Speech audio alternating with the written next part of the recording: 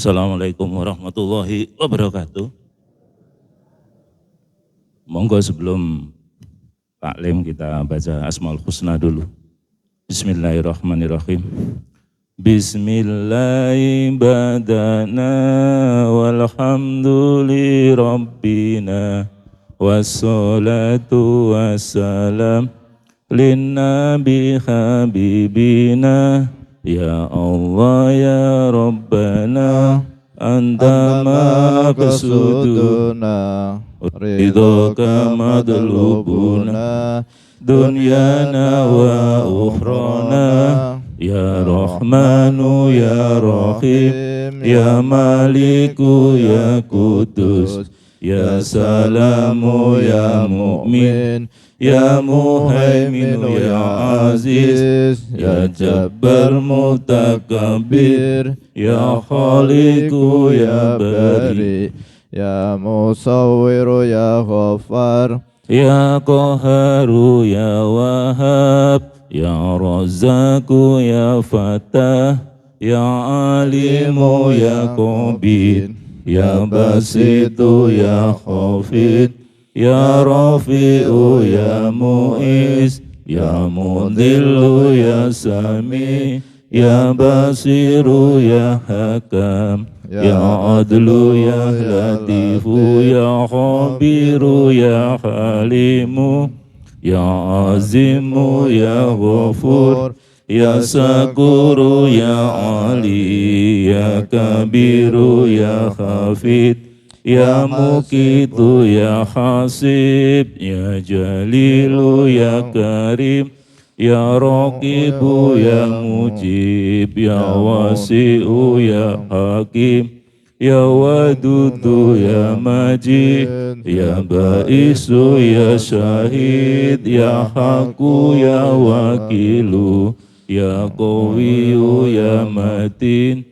ya Waliyu ya Hamid ya Muqsi ya Mubdi'u ya Mu'idu ya Muhyi ya Mumidu ya Hayyu ya Qayyumu ya Wajid ya Majidu ya Wahid ya Ahadu ya Somad ya Qadir ya Muqtadir ya Muqaddim ya Muakhir ya Awwalu ya Akhir ya Zahiru ya Batin ya Wali Muta'ali ya Baru ya Tawabu ya Muntagimu ya Afu ya Ra'ufu ya Malik Malikal Mulki Dal Jalali wal Ikhram ya Muqsidu ya Jami ya Ghaniyu ya Mughni ya Mani'u ya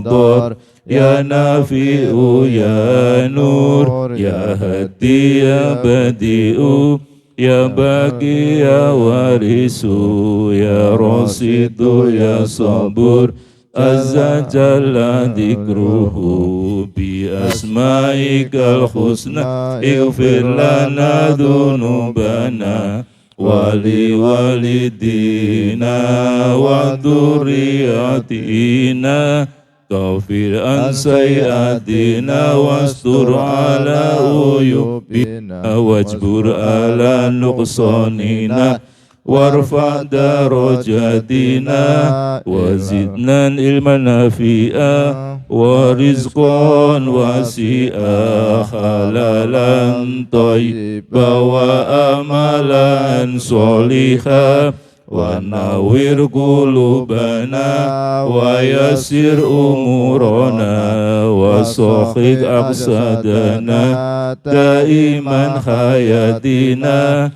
ilal khairi qarribna anis syarri ba'idna wal qurba rajauna akhiran innal muna balligh maqasidana waqdi hawaijana walhamdulillahina alladhi hadana salli wa sallim ala Toha Khalilur Rahman wa alihi wa sahbihi ila akhiriz zaman. Al-Fatihah. A'udzu billahi minasyaitonir rajim. Bismillahirrahmanirrahim. Alhamdulillahirabbil alamin. Arrahmanir rahim. Maliki yaumiddin. Iyyaka na'budu wa iyyaka nasta'in. Ihdinas siratal mustaqim. Siratal ladzina an'amta 'alaihim ghairil maghdubi 'alaihim waladdallin.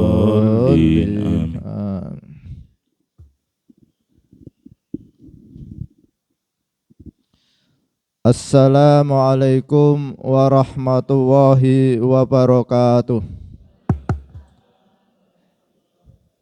Bapak Ibu jamaah sholat subuh Masjid Al-Hikmah Arya Mukti Pedurungan Kota Semarang yang dimuliakan oleh Allah Subhanahu wa taala.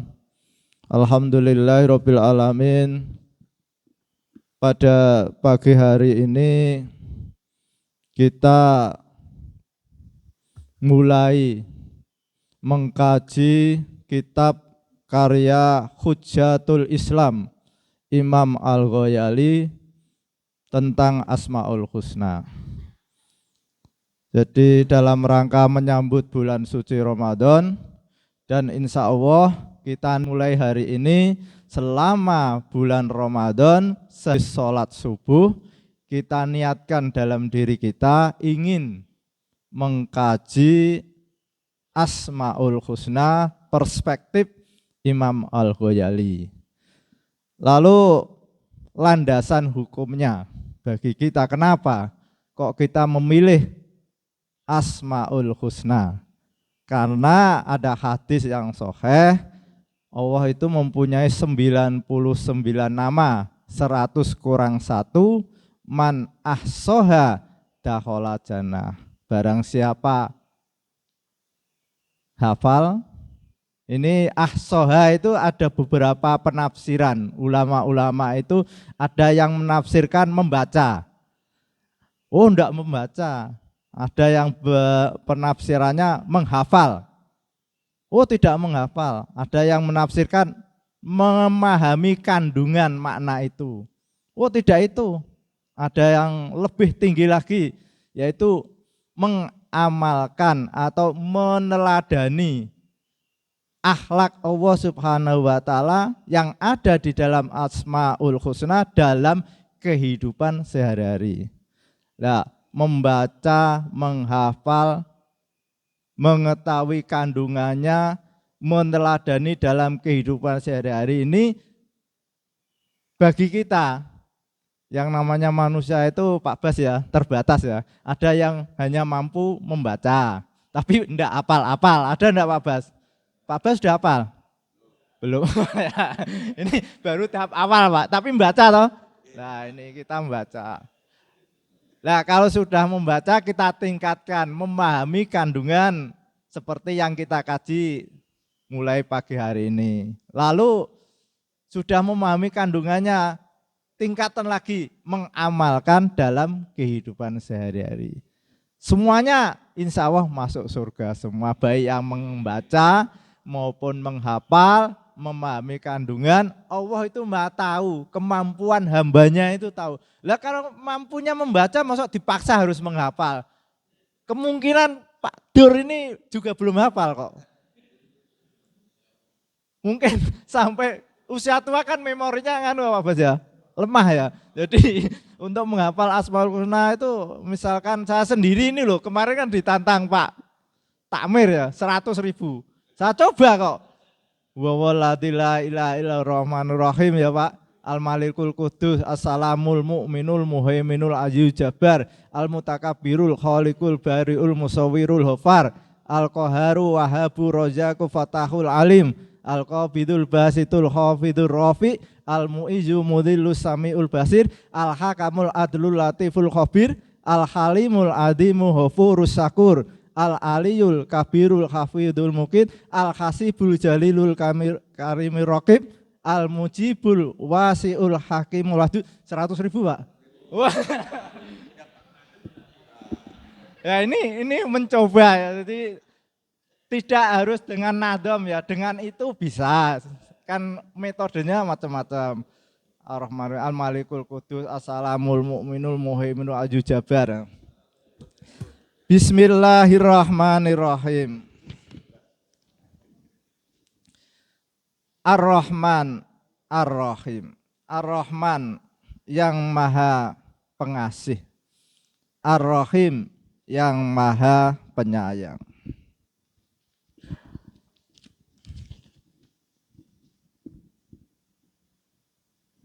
Menurut Imam Al-Ghazali,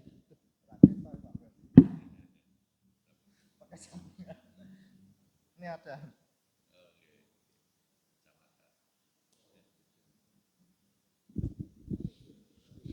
Menurut keterangan di dalam kitabnya Imam Al-Ghazali, seseorang yang berulang-ulang membaca Ar-Rahman Ar-Rahim sampai hafal, maka di dalam hatinya akan tumbuh satu kesadaran untuk meneladani apa yang ada di dalam Ar-Rahman dan Ar-Rahim. Manusia yang berulang-ulang mengucapkan Ar-Rahman Ar-Rahim, maka dia akan tumbuh untuk empati pada orang yang lalai dan mengajaknya agar tidak lagi melalaikan Allah Subhanahu wa taala, yakni melalui teguran dan nasihat disertai kelembutan, bukan dengan kekasaran. Memandang orang yang durhaka itu adalah orang yang sedang menghinakan diri.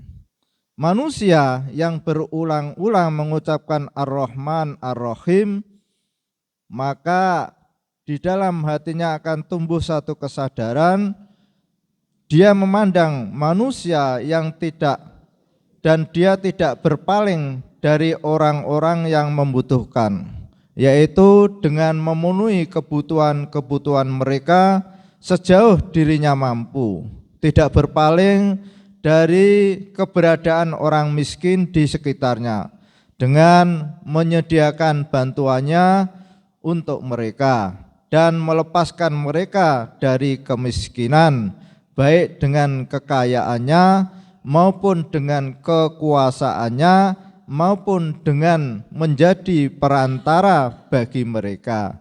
Jika tidak mampu melakukan semua itu, dia membantu mereka dengan doa.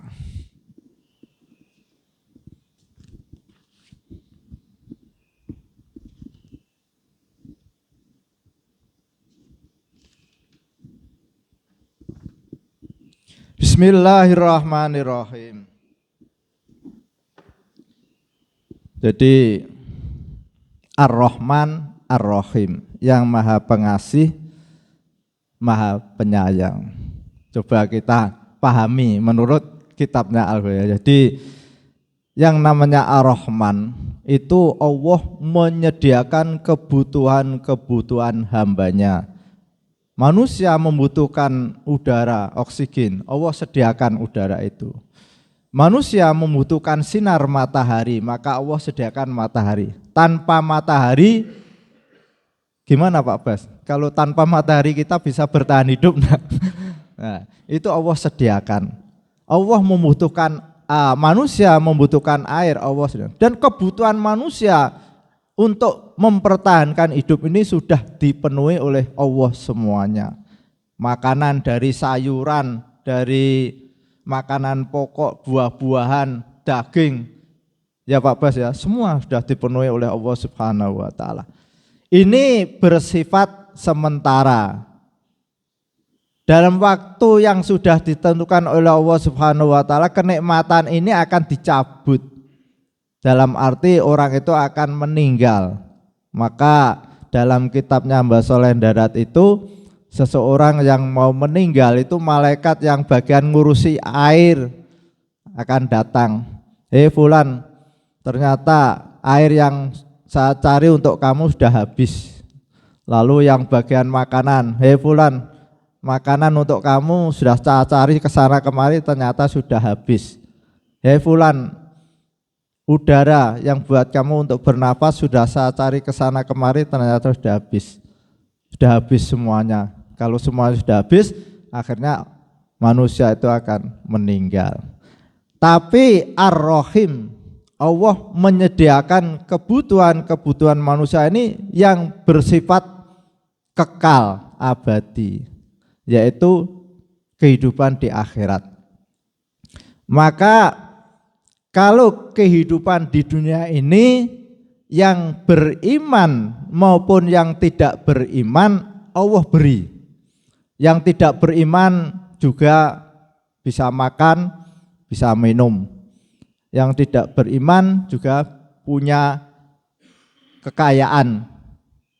Jadi di dunia ini Allah tidak membedakan antara yang beriman dan tidak beriman. Tapi Ar-Rahim ini hanya diberikan kepada orang yang beriman besok di surga, Pak Bas. Jadi kenikmatan-kenikmatan yang Allah sediakan secara kekal, khairu wa abqa, lebih baik dan kekal, itu hanya diberikan pada orang yang beriman. Orang yang tidak beriman itu tidak akan diberi kenikmatan-kenikmatan, tidak akan diberi makan, tidak akan diberi minum, tidak akan diberi istri. Apapun kenikmatan yang kita rasakan di dunia ini, besok di akhirat disediakan hanya untuk yang beriman. Dan itu lebih baik dan kekal. Lalu orang yang tidak beriman bagaimana? Tempatnya itu dipisah. Jadi orang beriman itu ada di surga. Nah, orang yang tidak beriman ada di neraka. Berbeda kalau di dunia, orang yang beriman dan orang yang tidak beriman itu di dunia sama. Jadi bagaimana kalau ingin memisah?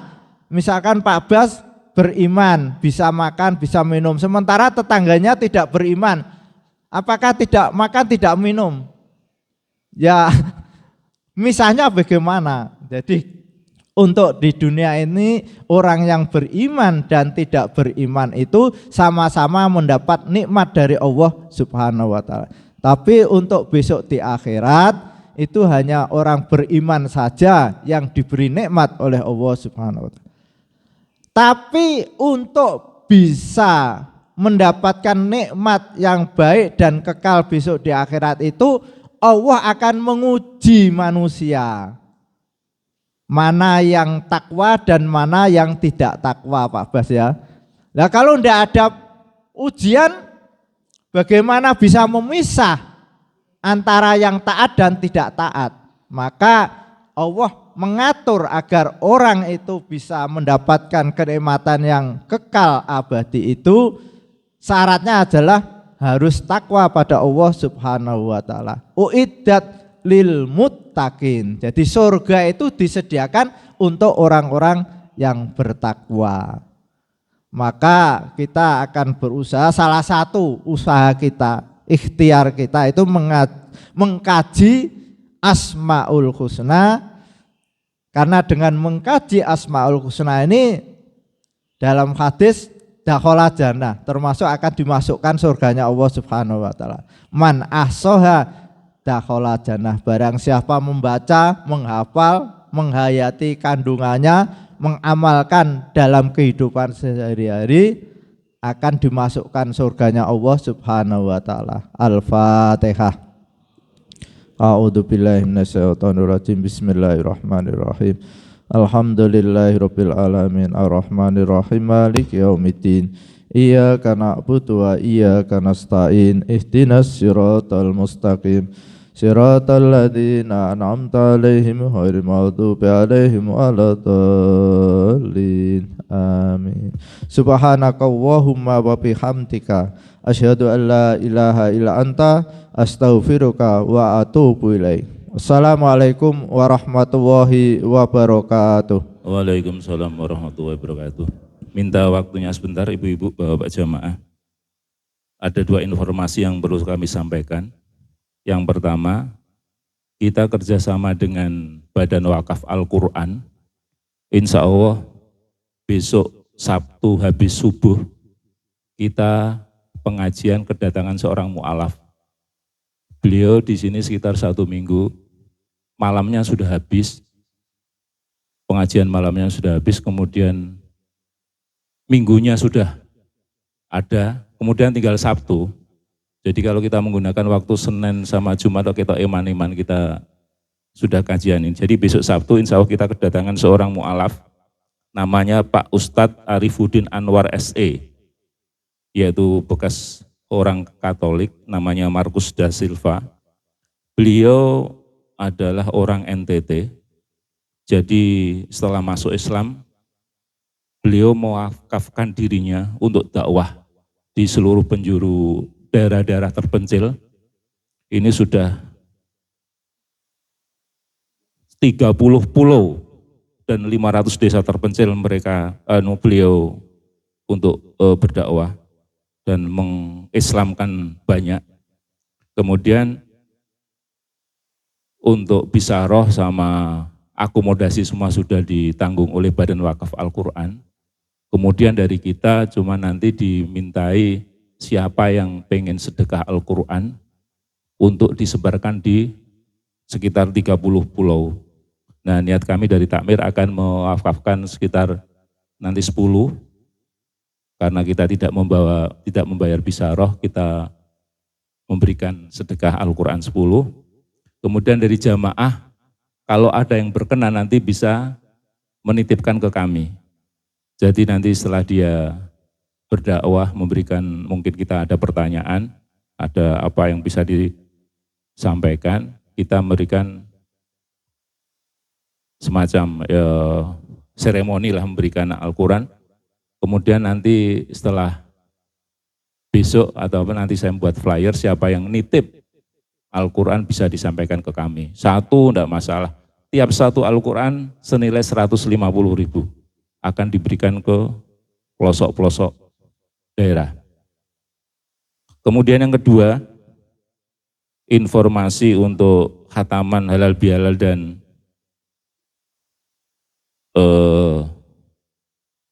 ke Malang, wisata religi, itu kami punya gambaran bahwa berangkatnya tanggal 25 malam, berarti tanggal 25, 26, 27. Berangkat dari sini jam 10 malam. Kemudian sampai di Jombang sekitar jam 3, kita bisa sholat tahajud, bisa sholat malam. Pertimbangannya kalau Jombang, kalau malam gimana? Kalau pagi, hari Sabtu Minggu penuh. Jadi kalau kita ke Jombang pagi sampai sana jam 3, insya Allah relatif aman, lancar. Kemudian setelah habis ke Jombang, kita ke Blitar, ke Masjid Ar-Rahman, yaitu masjid duplikatnya jadi Masjid Nabawi.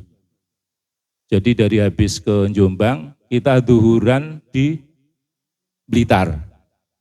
Setelah duhuran di Blitar, kita asaran di titik 0 Malang, di simpang alun-alun Malang. Asaran di sana, kita naik ke Batu, ke Hotel Selekta. Ini Hotel Selekta itu hotel bintang 4, jadi relatif bagus, tidak seperti di Kaliurang.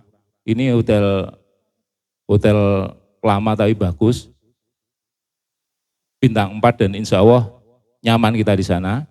Malamnya kita halal bihalal sama malam keakraban, kemudian paginya kita khataman Asmaul Husna.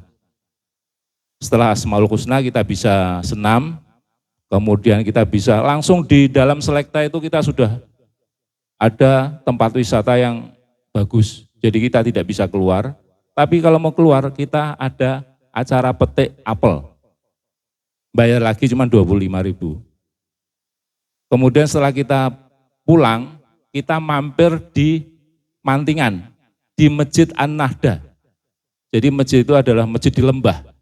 Nanti akan kami share ke jamaah. Jadi kita bisa di Jombang ke Masjid Gus Dur, kemudian Ar-Rahman di Masjid Blitar, kemudian An-Nahda di Ngawi. Ada usulan di Masjid Jin di Malang, kelihatannya waktunya tidak cukup. Karena dari lokasi Selekta ke Malang Selatan itu sekitar 1,5 jam. Kita pulang pergi sudah 4 jam, jadi sudah enggak nutut. Sehingga mohon maaf kalau ada yang itu. Tapi kita ganti di Masjid Ar-Rahman. Jadi mungkin jenengan buka YouTube, itu ada masjid yang duplikatnya Masjid Nabawi. Kemudian di An-Nahda itu masjid di lembah. Jadi kita mampir sama mantingan. Sehingga sampai di sini nanti sekitar jam 9 atau jam 10 malam minggunya. Nah ini saya sampaikan ke Bapak karena relatif ini biasanya biayanya besar, nanti ada donatur.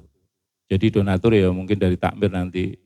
Kita donatur takmir nanti donatur untuk tolnya juga relatif mahal, kita ke Malang pulang pergi, kemudian parkir, tip sopir, dan yang paling penting adalah makan. Karena dari daftar kontribusi yang kami sampaikan dari panitia itu makannya kurang 2 kali. Makannya kurang 2 kali di Sabtu pagi sama Minggu malam. Jadi itu donaturnya relatif besar. Jadi nanti perkiraan biayanya itu per orang 685. Itu belum donatur Bapak-Bapak Ibu sekalian.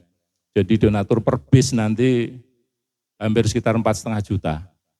Saya nanti rapat dengan takmir, saya mohon izin karena itu juga sama dengan pengajian, sama dengan kita memberikan makan kepada jamaah. Karena di sana kita juga pengajian, kemudian di sana juga silaturahmi, sehingga nanti saya minta izin pengurus inti takmir untuk mengizinkan kita meminta izin untuk memberikan donatur itu. Nanti pembina sama pengurus inti. Ngaten nanti kalau belum jelas kita Bapak bisa menyampaikan ke kami. Kalau dana itu dibebankan kepada jamaah semua, itu per jamaah bisa mencapai sekitar 900-an itu. 900-an per jamaah, sehingga yang makan, tol, tip, sopir, kemudian itu dibebankan pada donatur nanti. Ngaten, matur nuwun, moga-moga karena ini jatahnya memang 2 bis, kalau kurang ya agak repot lagi. Sehingga kalau nanti kurang 2 bis, harus mencari untuk memenuhi satu bis ini. Nggih, matur. Enten usulan Ibu-ibu? Cocok mboten? Oh cocok tuh. Lho kok cocok mboten? Jadi ini berangkatnya Jumat malam jam 10 sehingga kita bisa santai lah. Pripun? Oh siap. Bapak-bapak cocok mboten? Lah ini sing survei Pak Yoyok sama Bu Yoyok kemarin ya ada, akhirnya kita putuskan panitia kecil itu kita sampaikan itu. Lah Pak Aryo ya, wah nek berangkat Jumat itu kuat-kuat ra wong tuwek-tuwek. Nyatane ibu-ibu kuat ya Pak Aryo. Sudah siap kok. Nggih, matur nuwun pangapunten atas segala omongan tindakan kami yang mungkin tidak pas. Terima kasih. Assalamualaikum warahmatullahi wabarakatuh.